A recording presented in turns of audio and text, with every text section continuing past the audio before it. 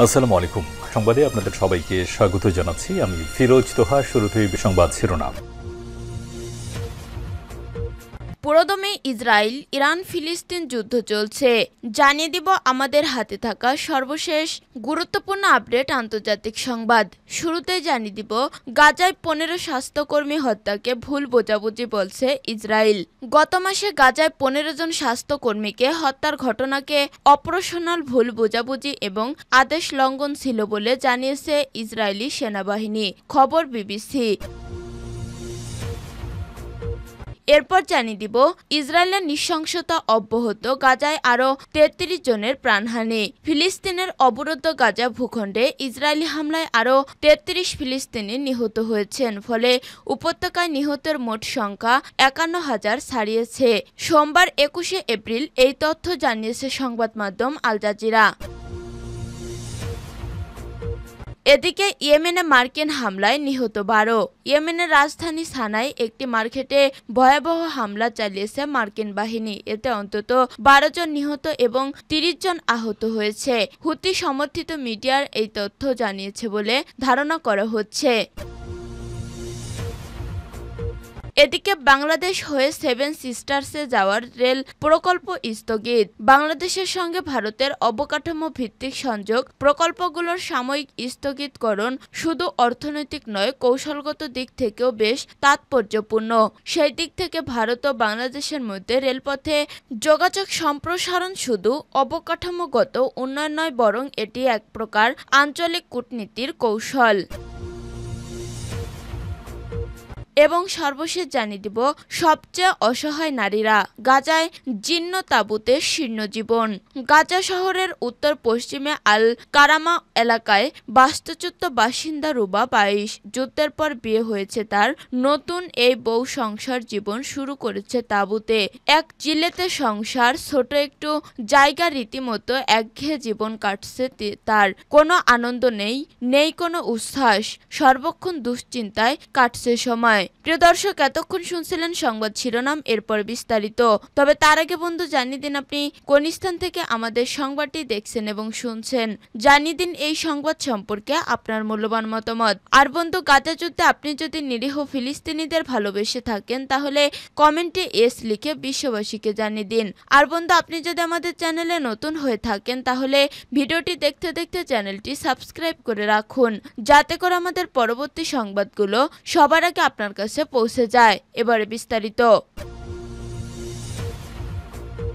গাজায় 15 স্বাস্থ্যকর্মী হত্যাকে ভুল বোঝাবুঝি বলছে ইসরায়েল। গত মাসে গাজায় 15 জন স্বাস্থ্যকর্মীকে হত্যার ঘটনাকে অপারেশনাল ভুল বোঝাবুঝি এবং আদেশ লঙ্ঘন ছিল বলে জানিয়েছে ইসরায়েলি সেনাবাহিনী। খবর বিবিসি। এ ঘটনা তদন্তে ইসরায়েলি প্রতিরক্ষা বাহিনী IDF একাধিক ব্যর্থতা হয়ে উঠেছে। ঘটনার সঙ্গে যুক্ত উপ কমান্ডারকে বরখাস্ত করা হয়েছে, কারণ তিনি ব্রিফিংয়ের সময় অসম্পূর্ণ ও ভুল তথ্য প্রদান করেছেন। গত 23 মার্চ ইসরায়েলি সেনাবাহিনীর গুলিতে ফিলিস্তিনি রেড ক্রস সোসাইটি অ্যাম্বুলেন্সে থাকা 15 জন স্বাস্থ্যকর্মী এবং জাতিসংঘের একজন কর্মী নিহত হয়। এ ঘটনায় ইসরায়েলের IDF বাহিনী বিবৃতিতে জানায়, অ্যাম্বুলেন্স এবং জাতিসংঘের গাড়িটি শত্রুপক্ষের মনে করে গুলি চালানো হয়। IDF তাদের তদন্তে জানিয়েছে, অ্যাম্বুলেন্স হামাসের 6 জন সদস্য ছিল, এজন্য ইসরায়েলি নির্বিচারী হত্যার বিষয়টি অস্বীকার করেছে। তবে নিহতদের পরিচয় প্রকাশিত হলেও তাদের মধ্যে যাদেরকে হামাসের সদস্য বলে উল্লেখ করা হয়েছে সে সম্পর্কে কোনো প্রমাণ দেখতে পারেনি ইসরায়েল। প্রতিবেদনে বলা হয়েছে, বিপজ্জনক এবং শত্রুপূর্ণ এলাকায় এই হামলার ঘটনা ঘটে।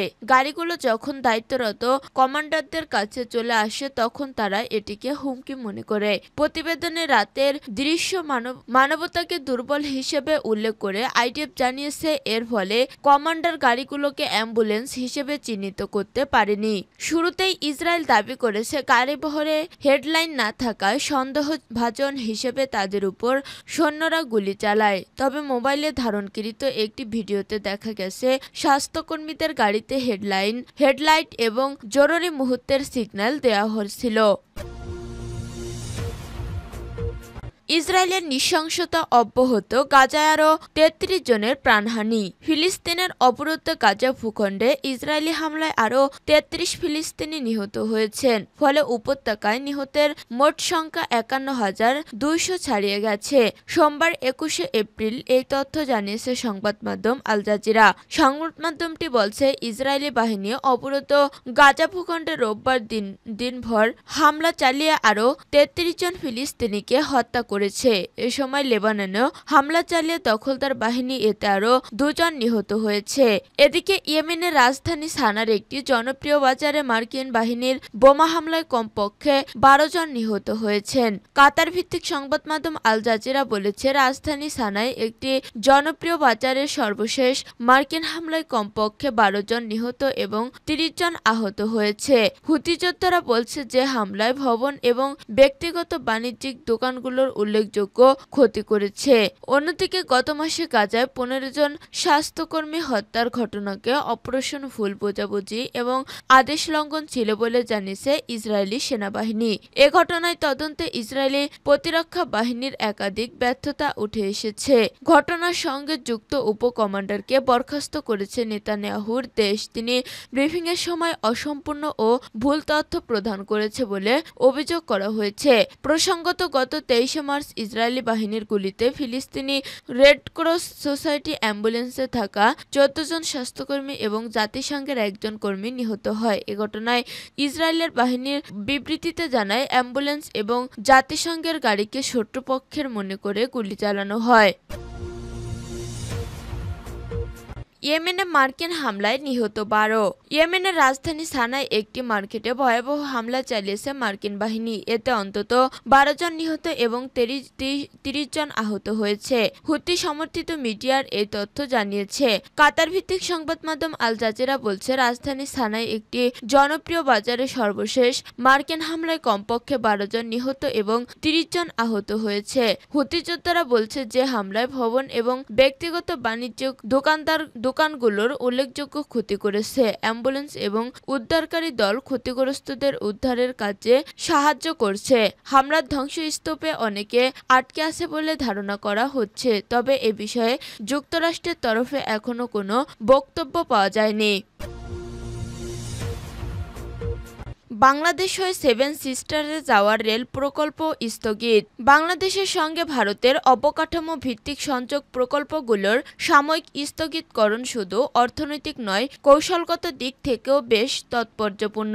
সেই দিক থেকে ভারত ও বাংলাদেশের মধ্যে রেলপথে যোগাযোগ সম্প্রসারণ শুধু অবকাঠামোগত উন্নয়ন নয়, বরং এটি এক প্রকার আঞ্চলিক কূটনীতির কৌশল। এই প্রকল্পগুলোর মাধ্যমে ভারত তার উত্তর পূর্বাঞ্চলের ৭টি রাজ্যকে মূল ভূখণ্ডের সঙ্গে যুক্ত করতে চেয়েছিল, যার মধ্যে সংকীর্ণ ও কৌশলগত ঝুঁকিপূর্ণ শিলিগুড়ি করিডর এবং এর উপর নির্ভরতা কমানো যায়। সেই লক্ষ্যে ভারতের তরফ থেকে প্রায় ৫,০০০ কোটি রুপির এক রেল প্রকল্প হাতে নেওয়া যায়, যার মধ্যে আখাউড়া আগরতলা, খুলনা মোংলা ও ঢাকা জয়দেবপুর প্রকল্প বিশেষভাবে উল্লেখযোগ্য। কিন্তু দিল্লি থেকে ঢাকাগামী উন্নয়নে সেই রেল আপাতত থেমে গেছে। প্রায় ৫০০ কোটি ভারতীয় অর্থায়নে চলমান ও পরিকল্পিত রেল প্রকল্পগুলো হঠাৎই করেই স্থগিত ঘোষণা করে সরকার। দিল্লি ঢাকা রেল সংযোগের মূল উদ্দেশ্য ছিল বাংলাদেশের ভিতর দিয়ে বিকল্প পথ ব্যবহার করে ভারতের উত্তর পূর্বাঞ্চলের রাজ্যগুলোকে মূল ভূখণ্ডের সঙ্গে যুক্ত করা। এখন সেই উদ্যোগ থেমে যাওয়ায় দিল্লি তাকাচ্ছে ভুটান ও নেপালের দিকে। বাংলাদেশের দক্ষিণ এশিয়া ভারতের বৃহত্তম বাণিজ্য অংশীদার হলেও সাম্প্রতিক সময় দেশটিতে ঘটে যাওয়া রাজনৈতিক পট পরিবর্তন এবং ডক্টর ইউনূসের নেতৃত্বে চলমান পরিস্থিতি দিল্লির দীর্ঘমেয়াদী আস্থায় চির ধরাচ্ছে। একই সঙ্গে ভারতের এক দেশ বহু বিকল্প নীতির প্রকাশ ঘটেছে এই সিদ্ধান্তে। মূলত প্রকল্পগুলোর স্থগিতকতা বাংলাদেশের জন্য একাধিক মাত্রায় অস্বস্তিকর।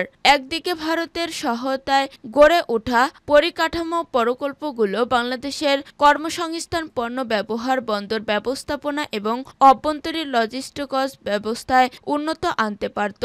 মোংলা বন্দরকে খুলনার মাধ্যমে যুক্ত করা প্রকল্প যেটির মাধ্যমে বাংলাদেশ নিজেই ভারতের কিছু পণ্য পরিবহনের মাধ্যমে রাজস্ব অর্জন করত, তা এখন অনিশ্চিত। অন্যদিকে ভারতের এই সিদ্ধান্ত ঢাকার প্রতি একটি সুসম্পর্ক বার্তা, সম্পর্ক যদি কৌশলগত স্বচ্ছতা ও স্থিতিশীলতার পথে না চলে তবে বিকল্প পথ খোলা আছে। অপরদিকে এটি বাংলাদেশে চীনা প্রভাব বৃদ্ধির আরও একটি সুযোগ তৈরি করতে পারে, বিশেষ করে অবকাঠামো খাতে।